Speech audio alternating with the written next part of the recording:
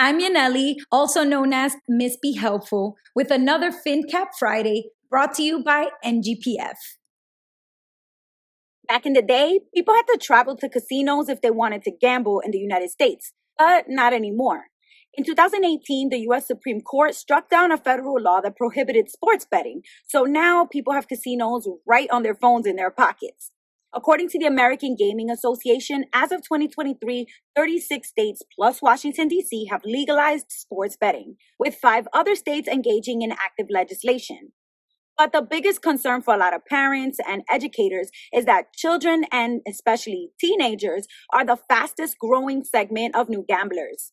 Experts and counselors said that these gambling and gaming problems are mostly surfacing among teenage boys and young men in particular. The legal age to gamble in America is 18 or 21, depending on the state that you live in and the type of gambling involved. But experts are warning that younger and younger people are finding ways to place bets. They access sports betting websites by using somebody else's account who is of age or by using illegal websites. But how bad is this problem when it comes to teenagers? In 2022, between 60 and 80% of high schoolers surveyed said that they had gambled for money in the previous 12-month period, and about 6% were reportedly addicted to gambling. One study in Ohio found that the rate of gambling problems had doubled from 4.2% back in 2018 to 8.3% in 2021. These gambling problems included behaviors like lying about how much money they lost, not being able to control themselves while they're gambling, and especially not being able to stop themselves when they knew that they should.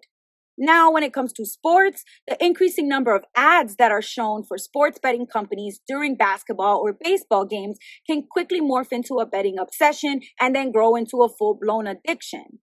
But it's not an easy problem to solve because it gets pretty controversial. On one side, you have supporters of these laws that say that making sports betting legal online is a great way for states to bring in money after struggling through tough economic times in 2020. And they're right about it being big money.